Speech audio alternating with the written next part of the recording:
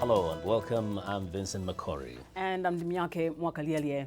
We begin in Southern Africa, where Zambians are poised to vote in presidential and local elections on Tuesday. Incumbent President Ruiah Banda weathered an early constitutional challenge to his bid for a second term. More than 5 million people are registered to vote in tomorrow's election. The presidential election is a rematch of the 2008 race between Mr. Banda and opposition leader Michael Sata. President Banda has warned citizens that his government will not tolerate those who break the law or who may be considering illegal acts or intimidation. VOA's Paul Sisco has more. Ruiah Banda celebrating his run for president at the Movement for Multi-Party Democracy's nominating convention last April. He ran unopposed. Mr. Chairman, fellow party members, finally, I want to thank you all for supporting my candidature for the presidency of the MMD and for endorsing me as your presidential candidate in the 2011 presidential and general elections. Thank you very much. His main challenger for the party's nomination, former Defense Minister George Mampampo, said Banda refused to hold the convention until it was certain Banda would be unopposed. He ensured that he was the sole candidate.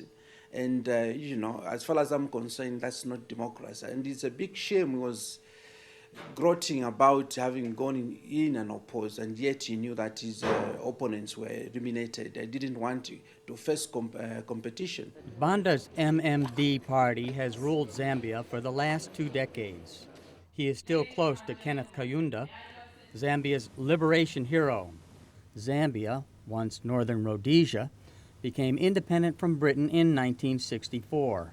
And Kaunda, its first president, ruled from 1964 to 91. He was defeated by Frederick Chiluba in Zambia's first democratic elections. I, Frederick Jacob Chiluba, having been constitutionally elected. The second president led the copper-rich nation for a decade. He was acquitted of corruption charges in 2009. While in office, supporters mounted a campaign to amend the Constitution, allowing Chiluba a 3rd term. It failed. Chiluba was unable to run again, and former Vice President Levi Mwanawasa did. He won, become Zambia's 3rd president, January 2nd, 2002. And Mwanawasa ruled Zambia until his death in office August 2008. Then Vice President Ruiah Banda assumed office, and he has served as Zambia's president ever since. I can now announce to the nation that the elections will be held on Tuesday. I repeat, on Tuesday, the 20th of September, 2011. On July 28th, President Banda, under some pressure to do so, dissolved Parliament and set September 20th for local and national elections.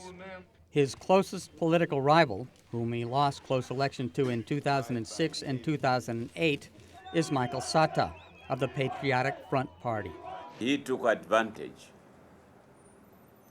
of delaying the dissolution of Parliament so that he can use state resources for his outgoing ministers and deputy ministers and civil servants to campaign for MMD.